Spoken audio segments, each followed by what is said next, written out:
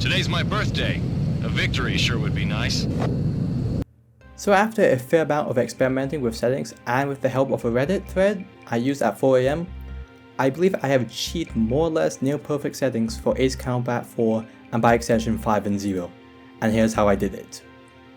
In the description there's a link to download a specific version of PCSX2 that I will be using. Later versions do not work nearly as well as this version.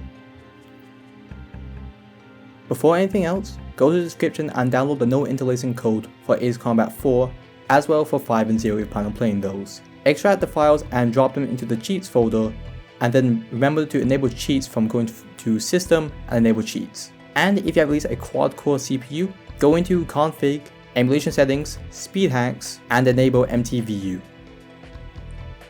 For the video plugin settings, here's what I use. For the adapter, select the GPU.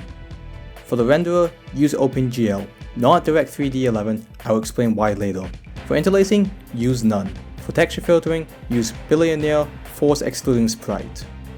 For the hardware rendering settings, internal resolution will heavily depend on how good your PC is. I run at 4x native myself, which gives more or less 1080p. For anisotropic filtering, I use 16 times. For mip mapping, I have set to basic. CRC hack level is left at default. And remember to enable hardware hacks, as this is the next section. For hardware hacks, check align sprite, auto flush, merge sprite, unscale point and line. For half pixel offset, set to special texture aggressive. And for both sprite and round sprite, set both to full. Some other guys say to set round sprite to half, however I have noticed this does cause minor graphical glitches mainly in menus. Next we will patch the game itself to fix the black plane issue. From the description, download the black plane fix. I recommend to use the Python patching method since that's a one and done deal, while the cheat engine method needs to be done every time you play a mission. I do want to note while this does help with later versions of PCSX2, it does not work nearly as well as it does here.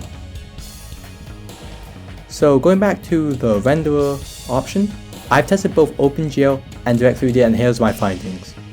OpenGL works near flawlessly in all three games, with the exception that explosions from Stonehenge or Pixie have this square box texture to it. Direct3D on the other hand, it does mostly fix the square explosions, it will still look slightly off but an overall improvement compared to OpenGL. However, it does cause major rendering issues for the hangar in Ace Combat 4. And if you want to play Zero with this setup, the main menu and the hangar select UI kinda, yeah, I'm not too sure what to feel about this, to be honest. I have tried a bit of Ace Combat 5 in both OpenGL and Direct3D and I have found no differences between the two.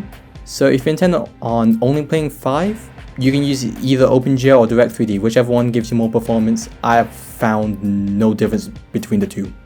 So that's how I got Ace Combat 4, 5 and 0 to run near perfect on modern hardware. If you still require some help, if something's not working, you can contact me through Twitter, there's a link down below. I'll try my best to help you. Otherwise, if that's all, like, subscribe, I might make another video sometime this year, who knows.